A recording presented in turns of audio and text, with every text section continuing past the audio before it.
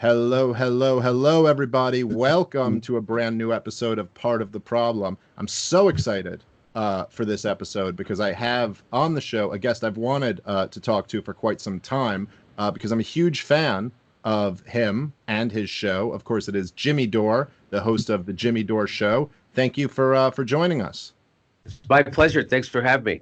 Oh, absolutely, man. You know, I as I told you when I was on your show the other day, I'm a huge fan of the Jimmy Dore Show, and I think the reason I love the show, well, number one, you're hilarious, which makes it entertaining to consume. That helps.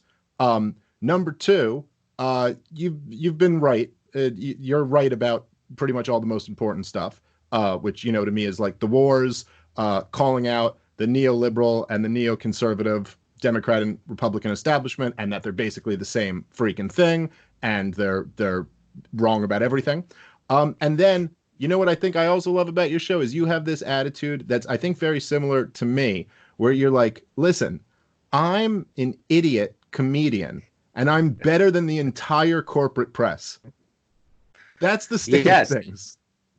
So that really is kind of the premise of my show, and it's funny when people try to in the corporate media or their sympathizers will come at me and attack me. They'll say, you're dumb, or you don't know how things work, and and I'm like, yeah, that's the whole point. Is that even someone like me can see how fucked up this is and what needs to be done, and that you're lying. I know when I watch MSNBC and CNN and they tell me about Syria and a gas attack, I know they're lying. When they tell me about Venezuela and Maduro, I know they're lying. When they say he set on fire the aid, I know they're lying.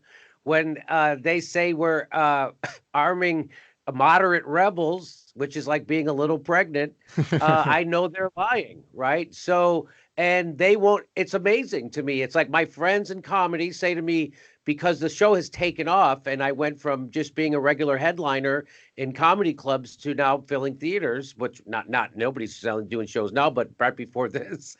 And so people, all my friends are like, Jimmy, what are you doing? And I'm like, it's really easy. They fucking just lie about shit straight up.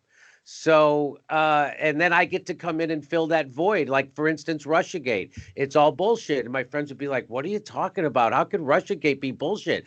And so then I would start making predictions, and I would say, well, I'm going to tell you what's never going to happen. You're never going to see evidence of a Russian hack into the DNC server, right? Because I already know I had Bill Binney on my show, who's the top code breaker ever for the NSA.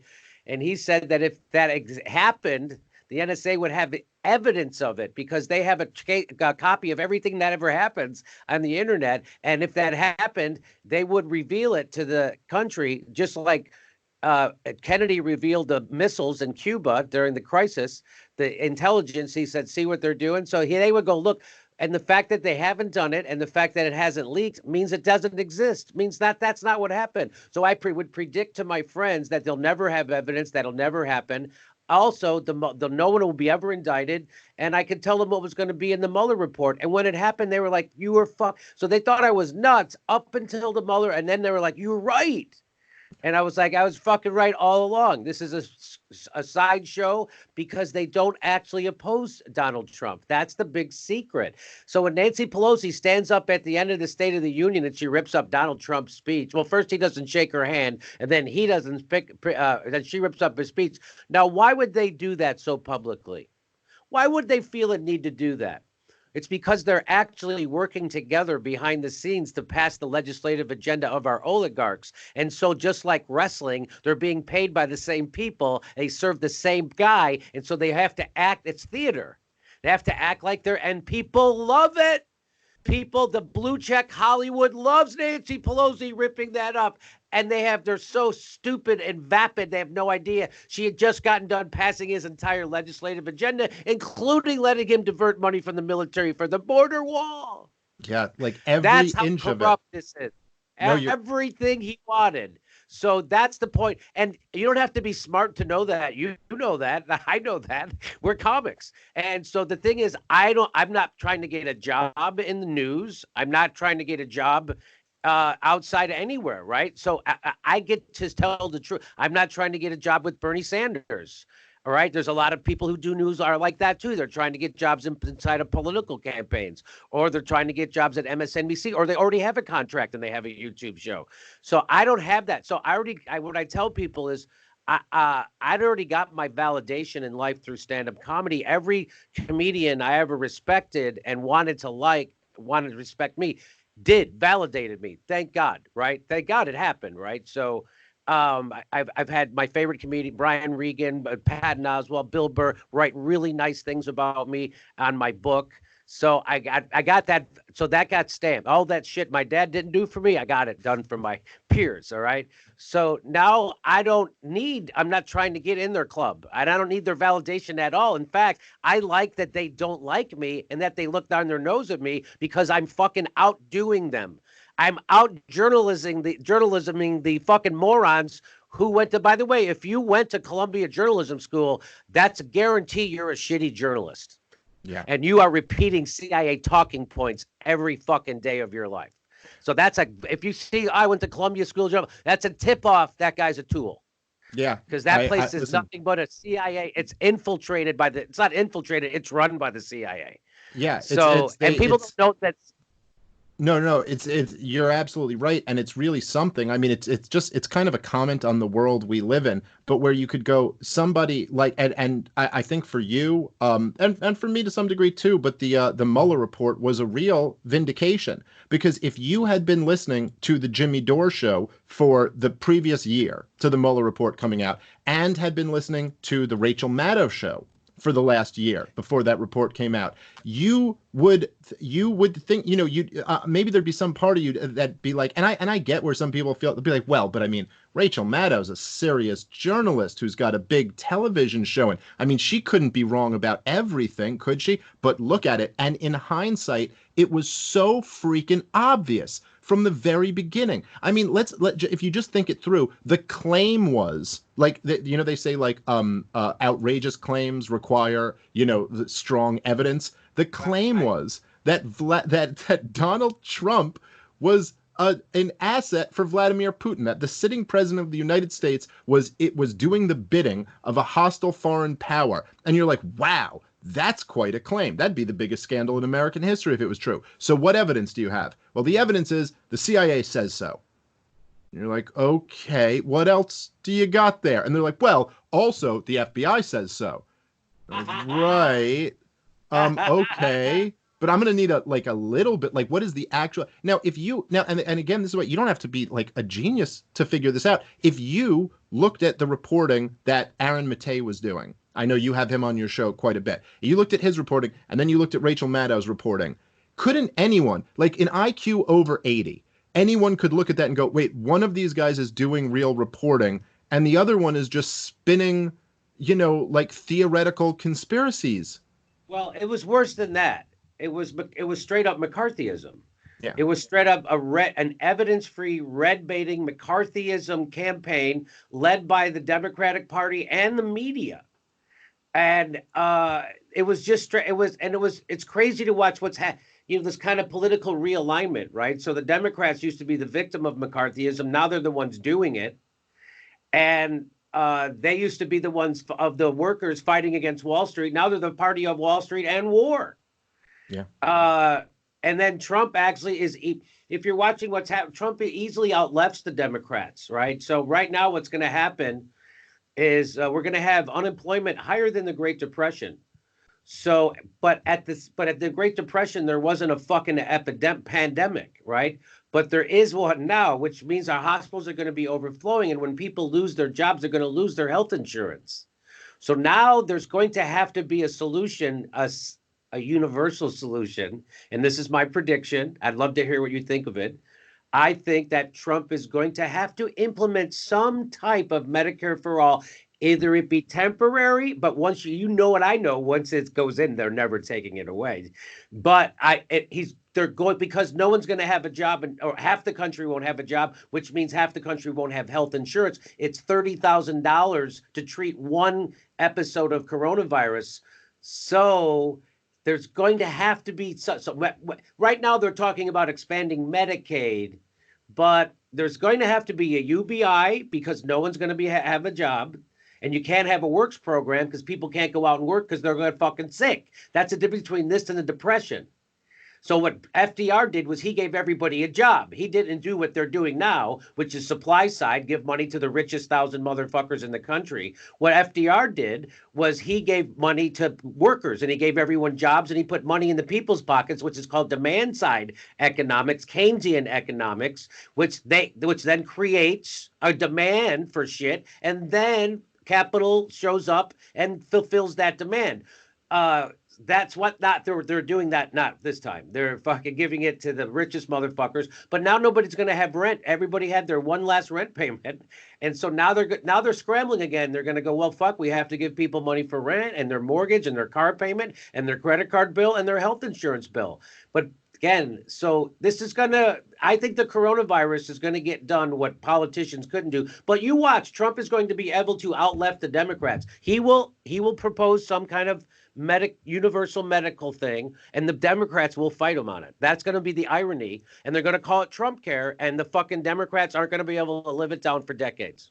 Well, I think you might be right about that. I'm not sure. I hadn't even really thought about Trump, ushering in some type of universal health care. I would just say that it's far worse than supply side economics, what we're doing right now, because the supply side economics would be like, oh, well, we're going to lower tax rates for these wealthy corporations because then they'll produce more, they'll create more jobs, that idea. But they're just giving them handouts. I mean, they're just looting the American taxpayer and giving out handouts. It's cronyism at its absolute worst. It makes what Barack Obama did, which was horrible, look like child's play. Yes. Because the way it was explained to me by Dylan Radigan is, imagine what if the house is on fire and instead of sending a fire truck, you send a bunch of criminals to rob the house while it's on fire, and you still didn't put out the fucking fire. Yeah. So this is what we used to do to other countries. Well, we do to other, not used to. This is what we do to other countries, right? So we use the power of our corporate military to go destroy someone else's government, and then we loot their country. So, we've done it to ourselves now. The coronavirus has come, the war is on, so we've used our corporations to take over our government and then loot our fucking country in the middle of a pandemic, which is the house on fire. And they still haven't put out the fire because nobody's going to have health care and nobody's going to have a job. So there's no money so they're putting $1 trillion a day into the banks. They've already guaranteed that they'll do that. And so they took $4 trillion. You can't even imagine how much money that is. And they gave it to the richest 1,000 people in the country. That's basically what they did. So now as all the businesses closes, every comedy club closes, every hot dog stand, every burger stand, every independent restaurant, every independent anything. Now they're all going to close. And the only people that have money are the richest 1,000 people in the fucking country. So now everything's going to be really cheap. They're going to come and buy fucking everything. And everything's going to be a chain.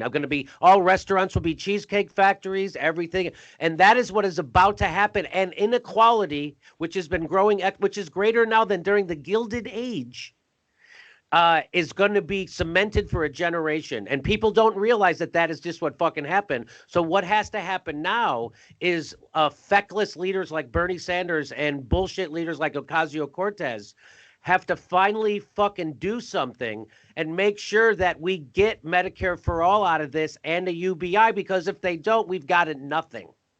Right. Well, which is, it seems to me that what the average American gets out of this is worse than nothing. I mean, what they get out of this, what was it? It was something like, the $60,000 in debt for each family that this is going to cost so far. And that's only what's happened so far. So you end up, they end up kind of, stealing the wealth from the American people. And then maybe they'll get some crumbs back to them to kind of justify it. So that to me is how I see the checks that are going out, or the electronic deposits that are going out to people. So it's, in other words, they can justify this huge bill of corporate giveouts with, okay, here's some crumbs for you. And then it's all in the same bill. So they go, well, look, we did it for the crumbs for you. And I don't mean to downplay how much, money can help people.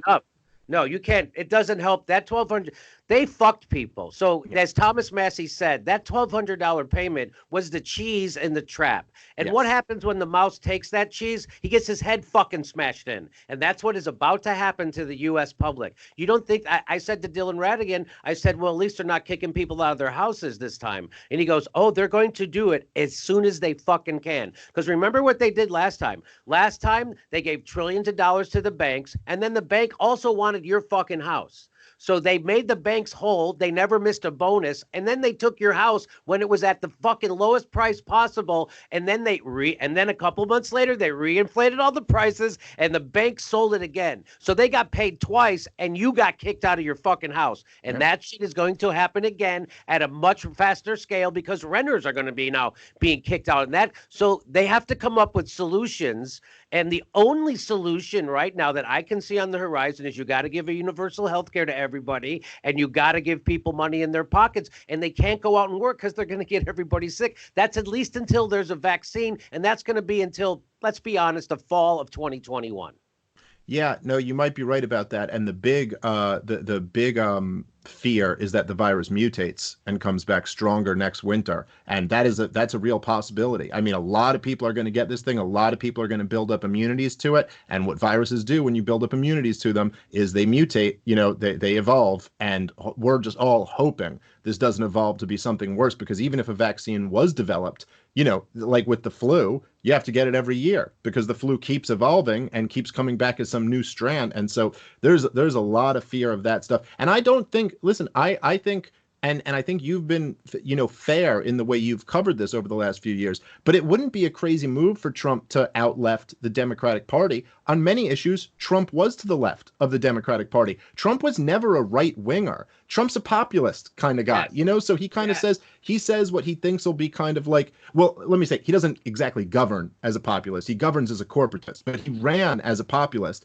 And he's always kind of been fine with the idea of big government action for this reason or that reason. And in fact, it seemed like he was really proud of, this is Donald Trump's mentality, he was just proud of how big the number was when he passed the bill. He goes, $2 trillion. I mean, that's like the biggest bill ever. Am I right? And then to watch, it was really something for me, as a libertarian, to watch Mitch McConnell and like all these Republicans just like so proud, like, yeah, we got the biggest bill through. I thought you guys, under Barack Obama, were all railing about, deficits and debt and big government. And it's funny because, again, we talked about this a little bit when I was on your show, but so much of the problem in America is that, like you'll have Sean Hannity and he'll be like, the far left Nancy Pelosi.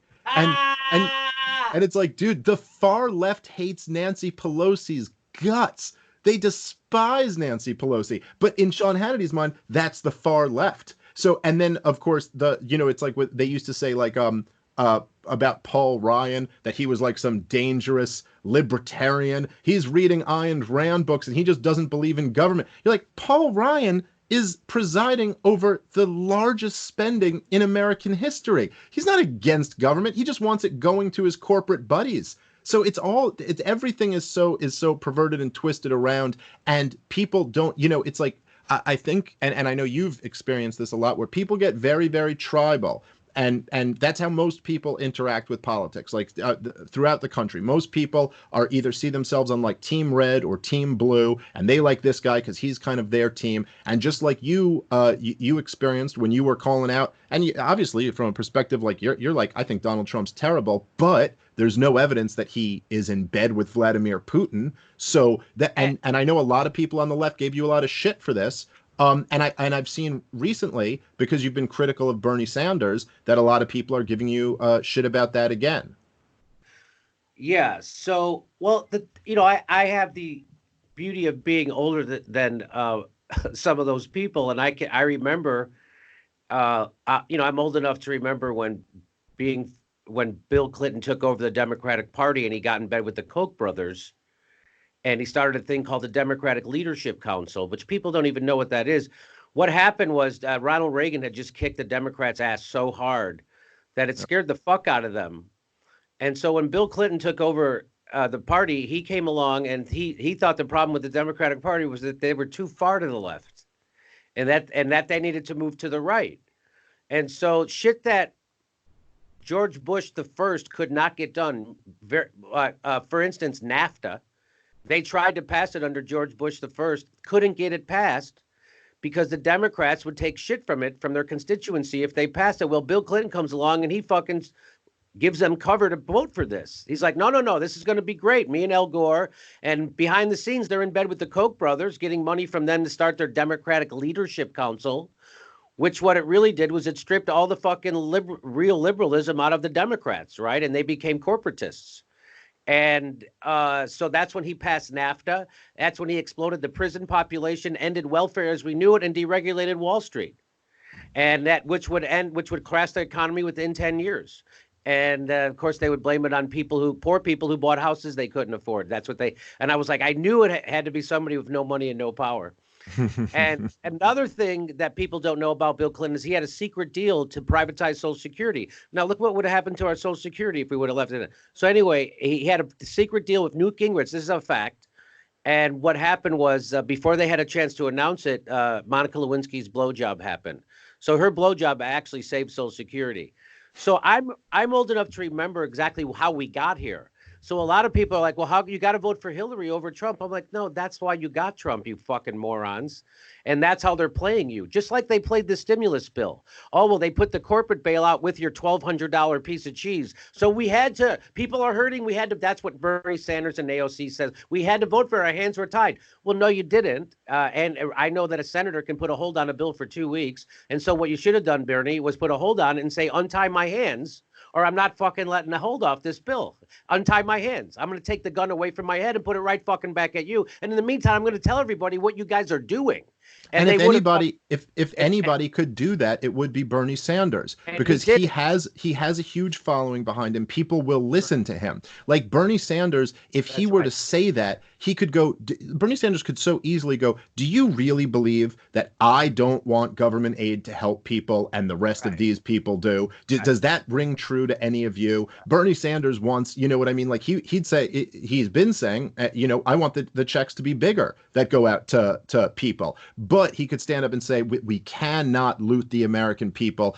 I thought you hate the big banks, Bernie. I thought that was your thing. So let's stop looting the American people while the Federal Reserve pumps in $1 trillion a day to the big banks. And it's always really bugged me about Bernie Sanders that he rails against Wall Street all day long, but the Federal Reserve never really seems to come up. He'll mention it once or twice here or there, but it's kind of like if you were railing against like local Chase branches, but you never mentioned JP Morgan. Like it's like, this is the center of the whole thing. So like put some focus on that. I liked your point that you made about how Bill Clinton, it got through NAFTA, whereas George H.W. Bush couldn't. There's something about that dynamic. It certainly, at least there would have been a lot more pushback for a Republican to get some of these trade deals passed. And in the same way that Obama was able to start, 5 new wars with virtually no pushback in the country. Dave, this is great what you're saying. So this is what people don't realize. They go, well, you got to vote for Hillary because she's the lesser of two evils. What they don't realize is that Bill Clinton against George Bush, Bill Clinton was not the lesser of two evils. George Bush was, because he couldn't get fucking NAFTA done. He couldn't have fucking exploded the prison population. He couldn't have decimated welfare or deregulated Wall Street because there would have been natural pushback by the Democratic Party. But that was Bill Clinton starting to shift the parties. That was him starting to take the Democrats away from being a worker blue collar party into a Wall Street military industrial complex party. And that was the shift right there. So that shit got done that could not have gotten done. Same thing with Barack Obama. If George Bush was still president, do you think he could have made the banks bigger? Do you think they would have let George Bush take us from 2 wars to 7? No, Barack Obama could do that. That's why Barack Obama got more money from Wall Street than fucking John McCain did. At the very least, there would have been intense pushback, and we would have been talking about it. So if Bush had just after the failed war in Afghanistan, after the failed war in Iraq, had decided, you know what, we're going to go have regime change wars in Libya, Syria, Yemen, there would have at least been a movement against it. Now, maybe he would have gotten it through anyway, but it would at least be discussed. And then, of course, on the other side of it, right, you look, but what did Obama get a lot of pushback for? Well, it was for big government. It was for his record high spending. And now look at Donald Trump. He's outspent Obama in every year, and you don't hear a peep out of that. Because in the same way that only Nixon could go to China, like that type of deal, which actually was one of the few good things that Richard Nixon did. Better to talk to people than fight wars with them. But but in the same way, Republicans don't get big pushback for being big government Republicans, because who's going to push back on them for that? Republicans are all like, well, that's my team. And Democrats don't get as much pushback for fighting these wars, because it's like, well, who's going to push back against them? The Republicans? The Republicans would push back at Obama for not fighting the war harder. Do you remember like when John McCain would criticize Obama for not, there should have been more bombs in Syria. That was the big problem. You know, it's just like you said before, the professional wrestling, the kind of made up theater of it. But I wonder, from your perspective, I wanted to ask you about this, and we get back to the stimulus stuff in a second. But well, let me just that point about it, really, that's not hyperbole that it's professional wrestling. That it really is. They all work for the same guy. So you know who's won every elections in my lifetime? Wall Street and the military industrial complex. Yeah. No, my good friend and brilliant historian Tom Woods, he says his line is, no matter who you vote for, you always get John McCain. Which I think is such a great line. Like, it's like, no matter who, you're like, I'm pretty sure we didn't vote for John McCain, but we're getting all of John McCain's policies somehow, no matter who it is. No, and you're right. I mean, look, the establishment wanted in 2016 the race to be between Hillary Clinton and Jeb Bush.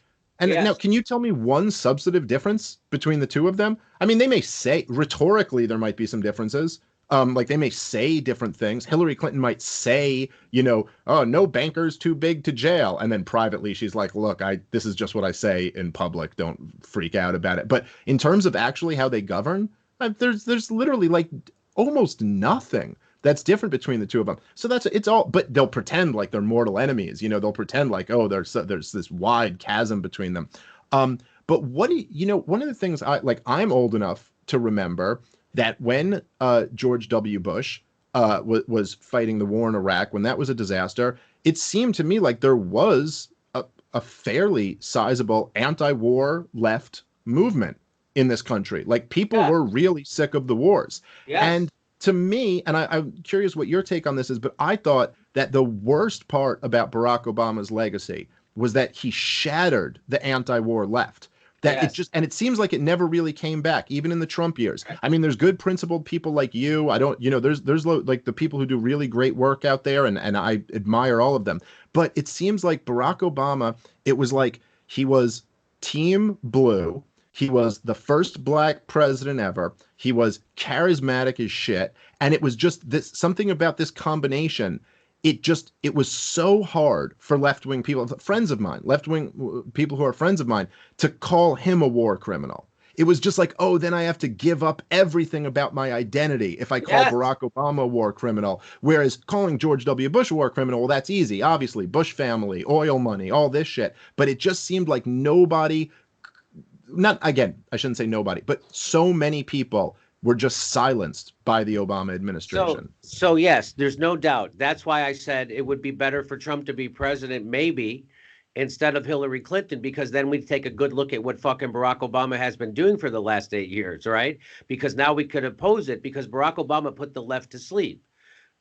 People got upset when Trump banned Muslims at the airport. And what I would say, well, why do you think the Muslims are at the airport? Because Barack Obama bombed the shit out of them for 8 straight fucking years. And now they're all refugees. And now they're at the airport. What did Barack Obama have to do? Bomb Muslims at an airport for you guys to give a shit? I remember tweeting when the Iraqi guy was being held at the airport, and there were these protests about it. And I just tweeted out because there was some Iraqi guy being held at the airport. And I said, this is the worst thing our government has done to an Iraqi in my lifetime.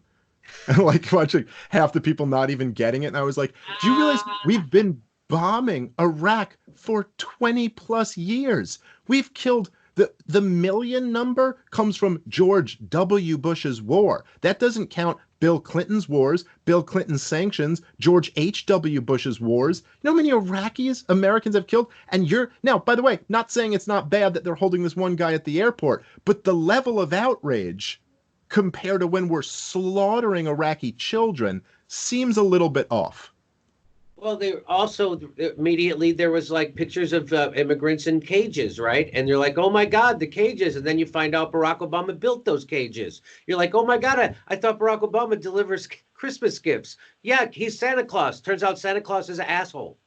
Yeah. And I've trying to tell that to people in the era of Trump is one of the hardest fucking things I've ever done. You're like, oh my God, Trump is gassing immigrants at the border. Barack Obama gassed immigrants at the border, motherfucker. And I guess they should be honored they were gassed by the lesser of two evils. I mean, so why do you think we have these fucking immigrants coming here from these countries? It's because of our fucking our war policy, our drug war policy, our economic fucking policy. You know, NAFTA turned a bunch of fucking Mexicans into paupers too, who were doing non-factory farming. And that's why they all have to fucking come here because factory farming put them out of business. Right. Yeah. And so that's about to happen to everybody who has an independent business right now. They're going to come and put you out of fucking business because they got $4.2 trillion and nobody else has any money right now. And by the way, Bernie Sanders voted for it and Ocasio-Cortez voted for it. And you know what they didn't do? They got up and they yelled at the Republicans. Guess what they didn't do, Dave? They didn't yell at their leadership who negotiated that shitty bill because they always bend the knee to the party because they're fucking company men and they're fucking sheepdogging you. Anybody who's a revolutionary, they're sheepdogging you inside of the Democratic Party, the corporate war party. And for a progressive, that road, as Shama Sawant says, the road for progressives inside the Democratic Party leads to a fucking graveyard. Yeah. It's shame on Bernie Sanders and AOC and anybody else who pretends to be a revolutionary or be against the establishment because they're doing the opposite. And they did nothing for you on this fucking bailout bill. Absolutely fucking nothing because they won't call out their own Democratic leaderships, which makes them hacks and cowards. You know, and the funny thing is that Bernie Sanders, it's like he's just... And this is the thing, this is why Trump was successful, in my estimation. This is why Trump was successful and why Bernie Sanders won't be in terms of, you know, winning the presidential race or even winning his nomination, is that Donald Trump... He fucking demented death rattle. That's how...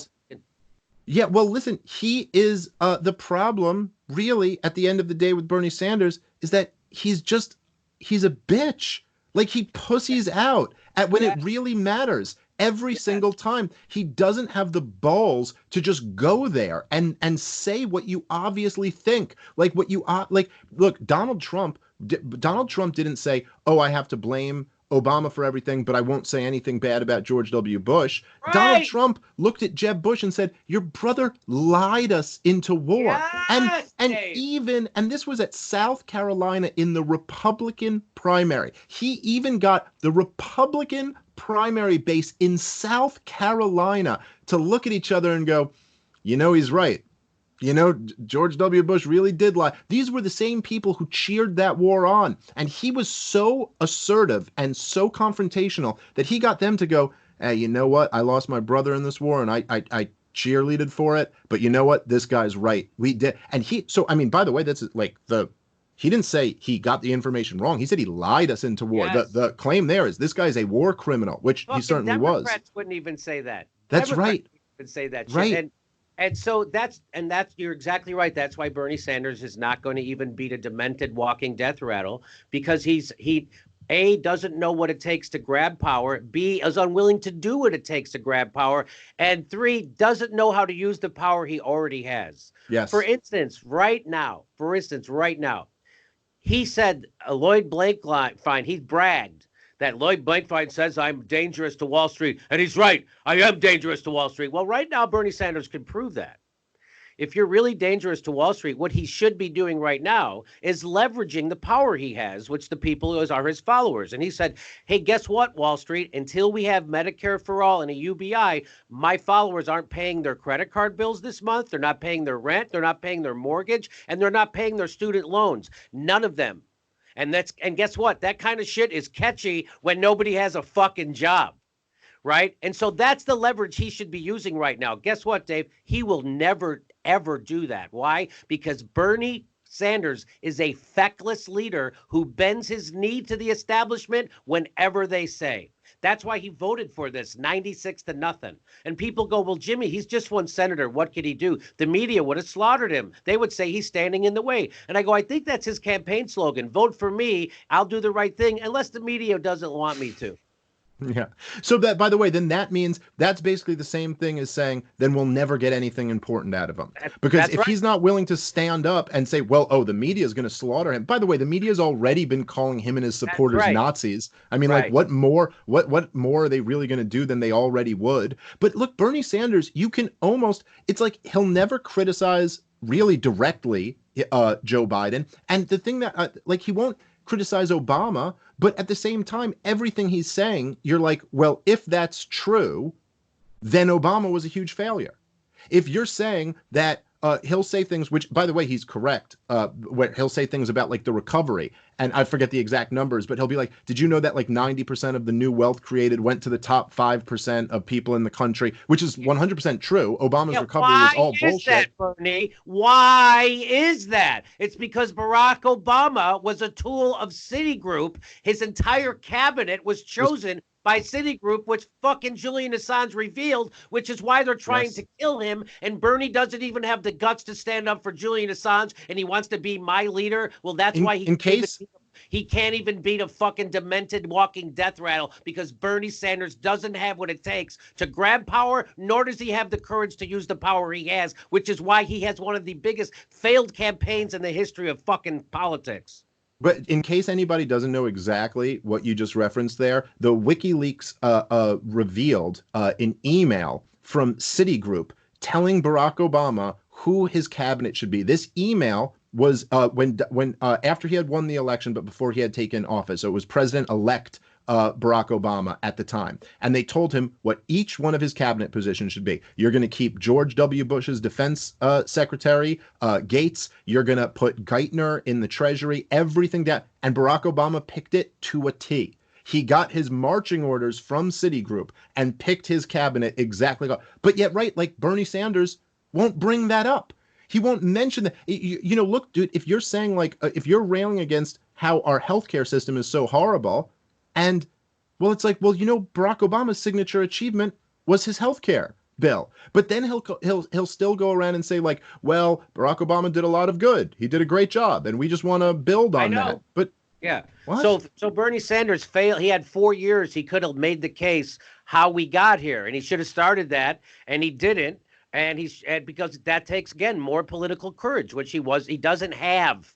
Yeah. And so, you know, he'll talk in broad strokes, but he won't say Barack Obama screwed you. And the reason why they're allowed to do this right now is because Barack Obama didn't lay down a template for how to handle a crisis like this. He should have said mortgage freeze, eviction freeze, all that shit, and we're going to write down your mortgages. So when people had inflated, I don't know if you remember, but people's houses were fucking so inflated. So what you're supposed to come do, and the banks are supposed to take a haircut, and we'll write it down, and everybody, and that they didn't do anything. Barack Obama did nothing. That's why there was Occupy Wall Street, which Barack Obama did nothing for. In fact, what he did do was let union cops crack the heads of those peaceful protesters from coast to coast at the behest of fucking Wall Street. And then he let the union get taken away from the teachers in Wisconsin and wouldn't even fucking mention it. Not only would he not put on a soft shoe and go stand in the picket line, which is what he promised, he wouldn't even acknowledge them.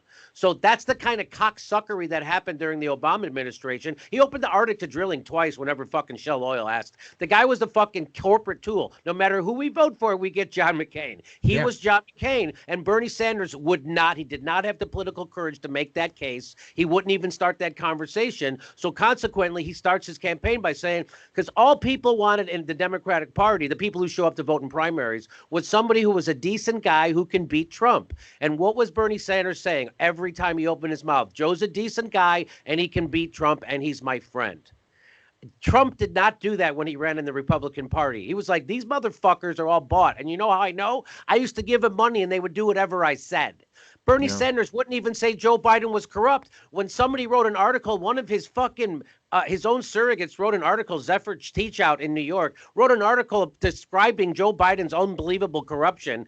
Bernie Sanders disavowed her and said he's not corrupt. Well, you just lost it. You're campaigning for Joe Biden. So that's what I mean. Bernie Sanders is a feckless leader. He ran a cowardly campaign and he forfeited. He wasn't willing to do what it takes to get stuff done. He's still not willing to do it today. He's willing to let people starve and die right now during this pandemic before he'll threaten Wall Street to say, I'm gonna do direct action with my fucking people. If you don't reconvene Congress or have a promise to do so within the week, we're going to have a rolling strike of all the grocery store workers, or all my people aren't going to pay their fucking credit card bill or their student loan or whatever the fuck it is. What they got, and then they go around and they send me emails, David, makes me sick, telling me all the shit they got for us in the stimulus. What they got, as Thomas Massey says, was the cheese in the trap, or what I like to say is they gave the richest 1,000 motherfuckers all the money in the world to build a giant prison, and Bernie Sanders just got you a water fountain inside that prison.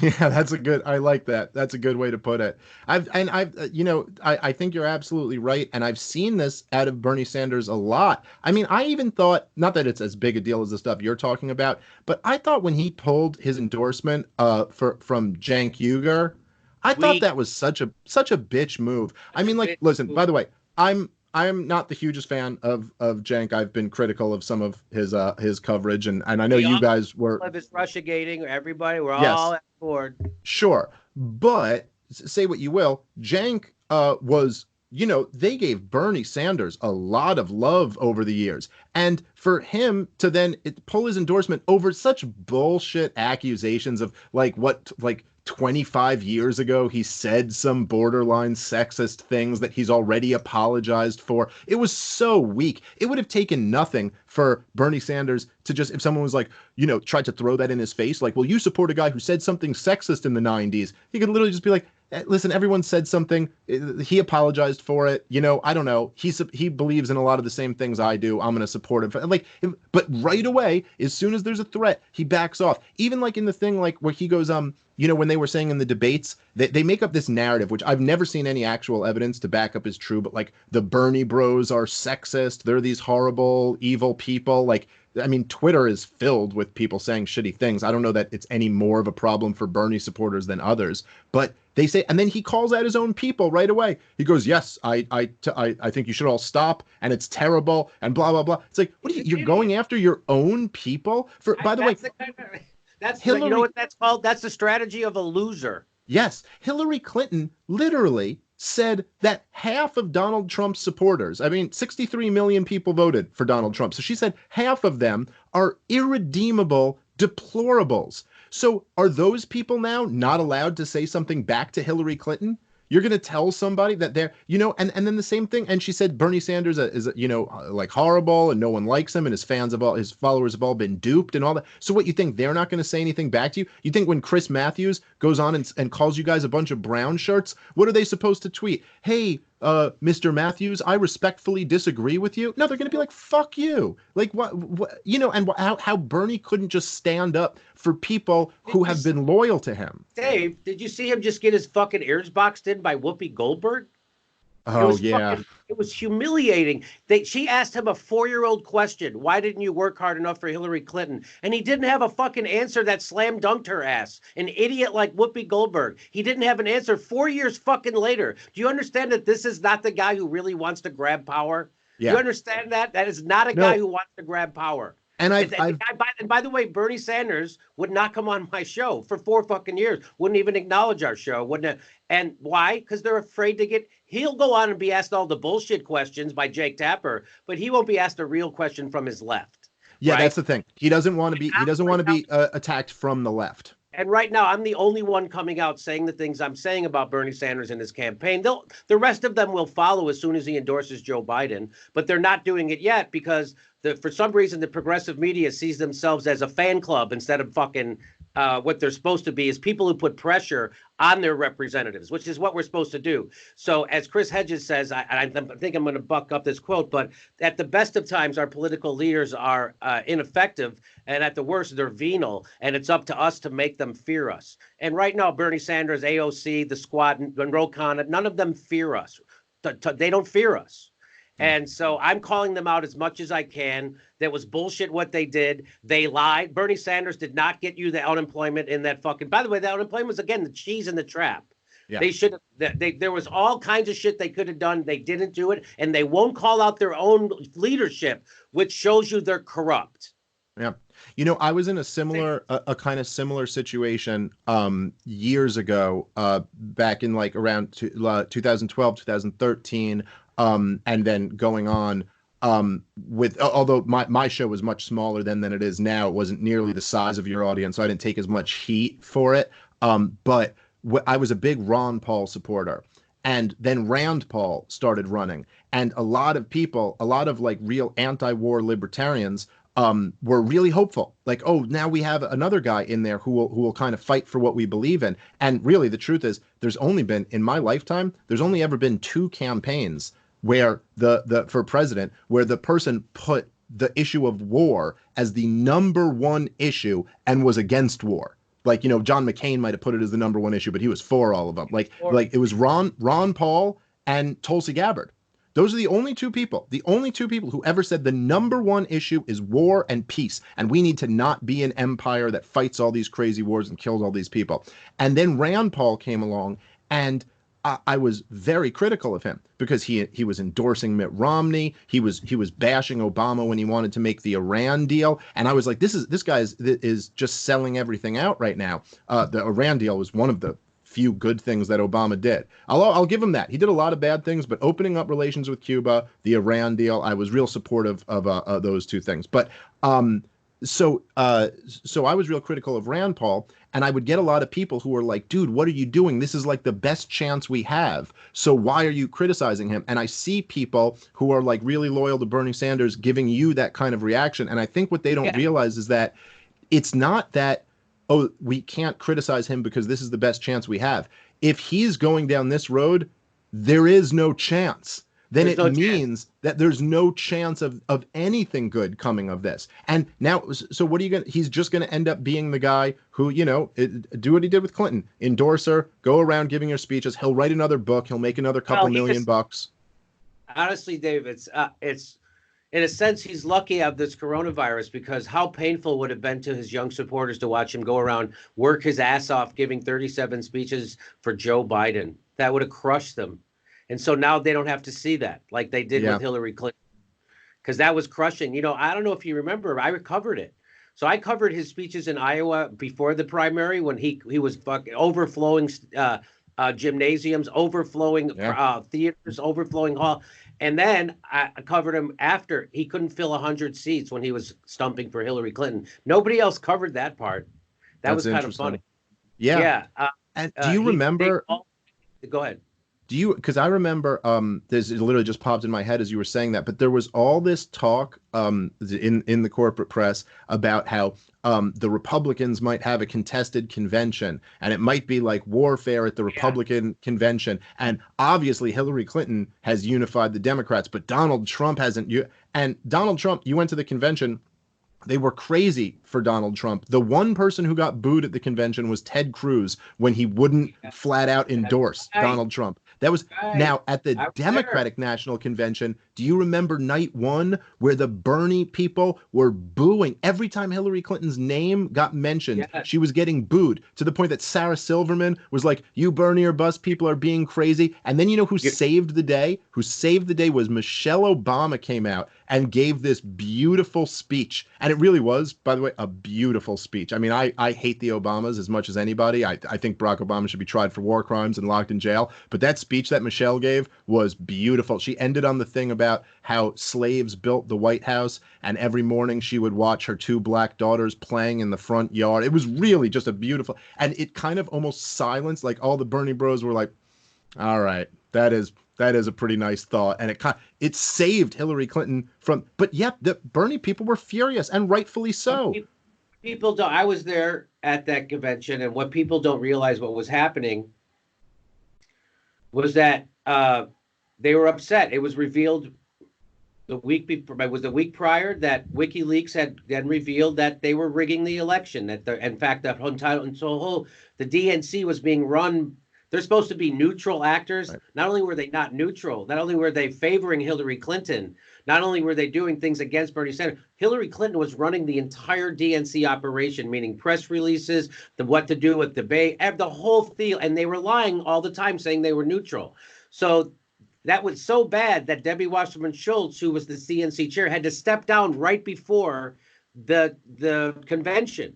She tried to give a speech at the convention and just in front of her own delegation of Floridians, and they booed her. She couldn't give it. She had to walk off stage. So people will forget that's what's happening. So now, and they start turning. The Bernie people start to protest because they know it was rigged. Right. Bernie starts sending emails to his own delegates telling them to stop. Don't do this. Be well behaved. Don't be rude. Don't chant. Don't do anything. What he didn't tell his delegates was that he wasn't writing those emails, that Robbie Mook, who worked for Hillary Clinton, was writing those emails, and he had given them access to his emails because he had signed a non-aggression pact in May of 2016, wow, which he never told anybody. And still today, nobody fucking really knows about this. That's news to me. And so he was betraying his own delegates back then and not telling them that. So that's the kind of leader he is. So, and people don't want to see it. And that's, I mean, he's better than most.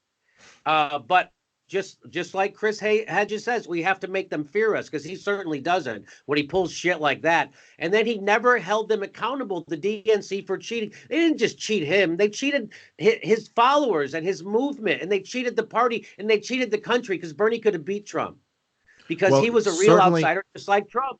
And he had a better chance. Much better chance than Hillary Clinton did, for sure, because so many of the problems that, or so many of the areas that Donald Trump would hit Hillary Clinton over and over on, he couldn't have done that with Bernie Sanders, and Bernie Sanders had an answer. So if Donald Trump said something like, well, all these trade deals are terrible, Bernie Sanders can say, I opposed every one of them. Like right there, he loses that attack and things like that. So no question. And he was against the Iraq War, right? So he wins that one too. Yeah. So you're right. And Trump actually promised everybody health care. So Bernie would win on that because he had a real plan. Trump didn't have a plan. He was just saying it. Yeah. But Hillary wouldn't even say it, right? Donald Trump would. And then Donald Trump would say, I'm going to get you jobs. Hillary wouldn't even fucking say it. She wouldn't even say, I'll give you a $15 minimum wage. So Trump said, right, he outlefted her in rhetoric. He's not certainly governing that way, but it was easy to outleft her because the Democratic Party is so corrupt, they're so calcified that they can easily be outlefted by a fucking game show host with no political experience. That's how desperate people were after 8 years of Barack Obama. And Bernie Sanders could never make that case to the people. That's why we got Trump. So consequently, he had less of an impact this time around, because now there's everybody aping his policies, but nobody's really telling you why. And neither would Bernie. He wouldn't even tell everybody that the people on stage with him are the problem and they're corrupt. He wouldn't even say that. He wouldn't even say, Joe, you were in that White House for 8 fucking years. You gave us this shitty healthcare plan that everybody fucking hates. It's your fault, because when you had complete control of government and a filibuster-proof Senate, you gave us fucking John McCain's plan anyway. You gave us Romney care. This is your fault. And the reason why you don't understand that Medicare for all actually costs less than the current plan we have is because you're paid to not understand how math works. He will never say any of that, which means he forfeited the race. He was a feckless leader, and they ran a cowardly campaign, and they never intended to win. And that's the thing that people, his followers, have to come to terms with. I'm the only one saying this right now, but you watch, in a few months, everyone will come around when Trump actually signs Medicare for all.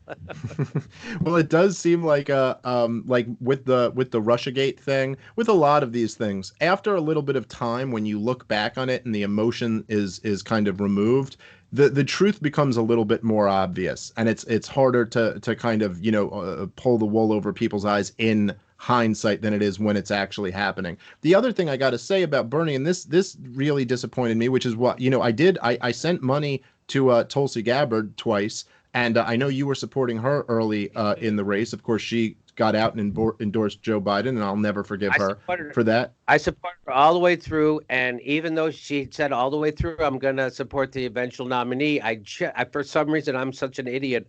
I never thought she was going to endorse, because I didn't think it was going to be Joe Biden. Nobody did, I think, but I didn't see it coming, and it just was a gut punch to me. And you just can't square that circle.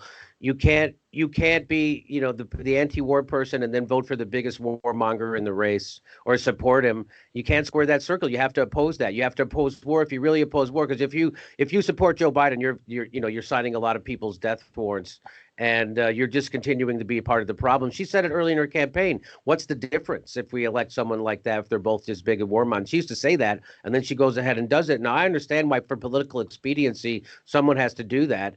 And I appreciate that she actually brought into everyone's consciousness what even a fucking regime change war is, right? And so at least people know what it is now. Now maybe some more people know that what we're doing is that we're bombing poor brown countries that are rich with natural resources at the behest of Saudi Arabia and Israel and the bankings and the military industrial complex. No, I agree. And I think I still have, I'm somewhat grateful to her for at least running a campaign that was kind of designed on fucking reminding the left that you are supposed to be anti-war. God damn it. Like, what are you here for if you don't oppose mass murder abroad for profit? I mean, come on, man. Like, what is the point? You can see why they lost to Trump, right? Yeah, well, of course. Yeah, no, absolutely. But so Tulsi, the thing that sucks about her getting out and endorsing Biden and is that now there seems like Bernie Sanders said early in the campaign, I remember very early in the campaign, they asked him if there was one thing he would want to change from 2016. And he said that he didn't talk about foreign policy enough and he was going to do it more this year. But the same thing this year just doesn't seem to be a priority to him. It just really doesn't. And I wish there would be one, like Ron Paulian type person in Congress or something who would just say this as just like a compromise position almost between the right and the left. And I'll tell you, talking to you, it reminds me of when Ralph Nader and Ron Paul made that kind of like they would go on speaking tours together and they would say, and they would outline these issues that they both really care about, like ending the wars, transparency at the Federal Reserve. The debt was one of the issues too. Ralph Nader was like, this debt is a real problem. Now, he may have had a different solution from Ron Paul. He may have wanted to tax rich people, whereas Ron Paul wanted to cut spending. But they both acknowledged that we can't just leave our grandchildren like these debts that can never be repaid. And right now, if you're saying that we need to already have spent $6 trillion with trillions more probably coming up, well, then doesn't somebody need to stand up and say, okay, fine. Well, at the very least then, guys, we can't be an empire anymore. If we have to spend this type of money at home, we cannot afford $1 trillion a year for these mass murder campaigns that get us nothing. That get us nothing except destroyed nations and a bunch of our bravest young men sitting around with one leg contemplating suicide. That has to be at the forefront of this. End the freaking wars already. And so, it's like, I remember I watched a movie about the Beatles. And it was somebody said, we all just thought back then, if everybody in the 60s, if we all just thought if our parents would all just smoke a joint, they would understand and everything would be okay. And I just feel like if everybody in this country understood the massive fucking we're getting from the military industrial complex and our political leaders via that, like we understand it, I think shit would happen, but people have no idea the massive fuck. So since Trump became president, when Bernie ran in 2016, he wanted to give everybody free college. That's 65, 70, maybe $80 billion tops a year. You can end homelessness for $20 billion a year. So you could give everybody free college and end homelessness every year for less than $100 billion. They have given Trump, since he became president, the people who say he's working for Putin and is a traitor to our country, the Democrats and Republicans have given him an extra $131 billion every year, not once, but every year into perpetuity to spend on bombing fucking other countries. And they gave it to him without any oversight because he used the AUMF, which he could just say there's a terrorist there and they go and invade. So we could have free college right now. We could have ended homelessness. There isn't any political will to do that. That's how corrupt. People have no idea how we're at the end of an empire right now. And this fucking stimulus bill was maybe the final nail there's maybe one more nail to go. And I don't know what it is, but we are close to having an a failed empire. You know how many military bases they admit to? They admit to over 800. There's probably over 1,000 because lots of them are secret. You know how many bases Russia has around the world? 2. Yeah.